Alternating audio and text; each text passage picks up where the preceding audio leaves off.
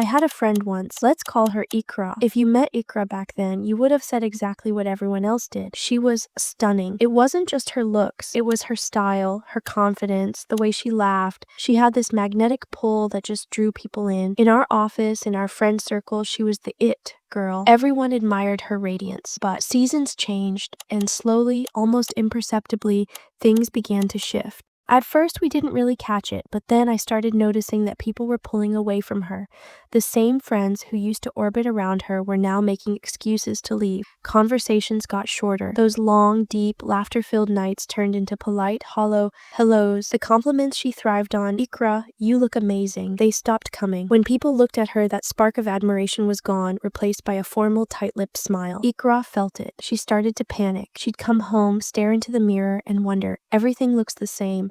My makeup is perfect, my outfit is on point. Why are people drifting away? She grew lonely. But this wasn't just social isolation. It was a deep, echoing loneliness inside her. When she stood for prayer or just sat in silence, her heart felt empty. There was this constant, low-level anxiety she just couldn't shake. One evening, she came to me. Her eyes were welling up with tears. She asked me, "I don't get it. I'm still the same person. I'm still Iqra. Why is everyone treating me like this? Why does no one want to sit with me anymore?" I looked at her. Deep down, I knew exactly why, but I struggled with how to say it without breaking her heart. I hesitated, looked down for a moment, and then gathered the courage to say gently, "Iqra, your face hasn't changed. You look the same, but I think something inside you has changed." She looked at me confused, so I explained that sometimes our habits and our attitude can stain our soul, and that tarnish, it dulls the light on our face. Iqra was desperate for peace. She wanted out of that darkness. So I gave her a challenge. I said, "Iqra, for the next week, don't socialize.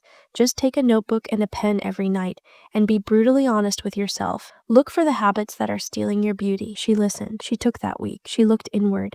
And when she came back, she had a list. What was on that list? She found 5 habits, 5 things that can make any of us ugly, no matter how we look on the outside. Let me tell you what she found. The first habit was constant complaining. Iqra realized her mornings began with annoyance. The alarm clock made her snap. Traffic made her furious. Her first sentence at the office was always, "Ugh, I have to deal with this manager again." She was always saying, "Why does this happen to me? Nothing goes right in my life." She wrote down that this habit was darkening her heart. In Islam, we call it ingratitude toward blessings.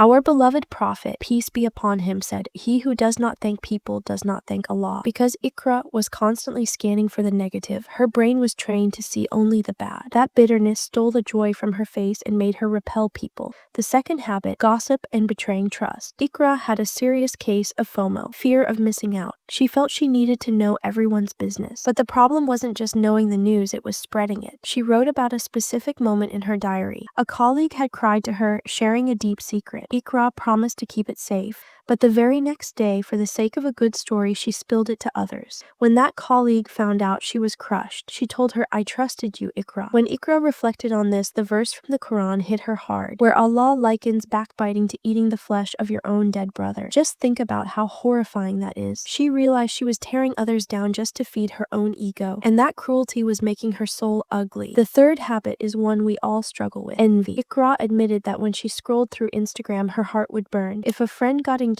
or someone bought a new car, she would type, "Mashallah," in the comments. But inside she was thinking, why her? Why not me? I deserve that more. This envy was eating her happiness alive. The Prophet, peace be upon him, warned us that envy consumes good deeds, just as fire consumes wood. Iqra finally understood that when she was jealous, she was actually questioning Allah's wisdom. She was measuring her worth by someone else's ruler. That jealousy gave her face a permanent look of dissatisfaction. The fourth habit, arrogance. Iqra thought she was better than everyone else. "I'm the most stylish, I'm the most educated." She looked down on people. She convinced herself that people were avoiding her because they were intimidated or jealous. But the truth, they were running from her arrogance. In our faith, pride is a silent poison. There is a hadith that says no one with even a mustard seed of pride in their heart will enter paradise. Arrogance blinds you to your own flaws. Iqra realized that the word "I" had made her incredibly lonely. And the fifth, and perhaps the biggest reason, abandoning prayer. When life got busy or she felt tired, the first thing Iqra sacrificed was her Salah.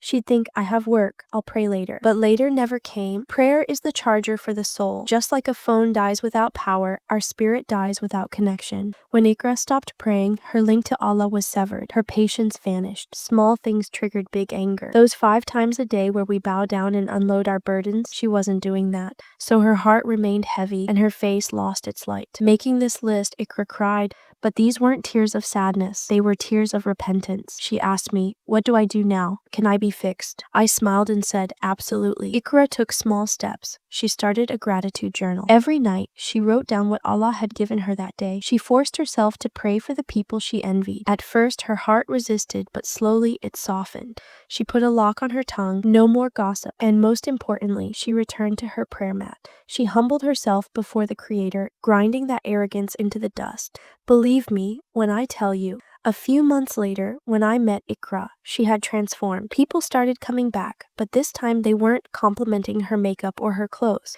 They were saying, Iqra, there's this peace about you now. It feels good to be around you. One day at the office, someone asked her, Iqra, what skincare are you using these days? You're glowing. Iqra just smiled and replied, my skincare is gratitude and patience. My friends, Iqra's story is our story. We spend thousands on fixing the outside, but it's the ugliness inside that leaves us lonely. So here is my challenge for you today. Tonight, take just 10 minutes. Put the phone away, sit with a piece of paper, and ask yourself, are you constantly complaining? Are you talking about people behind their backs? Is your heart burning when you see someone else succeed? Check yourself, because real beauty doesn't come from a bottle. It comes from a clean heart. Let's make a prayer together. Ya Allah, purify our hearts from the stains of envy, jealousy, and arrogance. Ya Allah, make us people of gratitude, not people of complaint. Give us the ability to fix our own flaws instead of searching for faults in others. Ya Allah, make our prayers the comfort of our eyes, and illuminate our faces with the light of faith. Amin.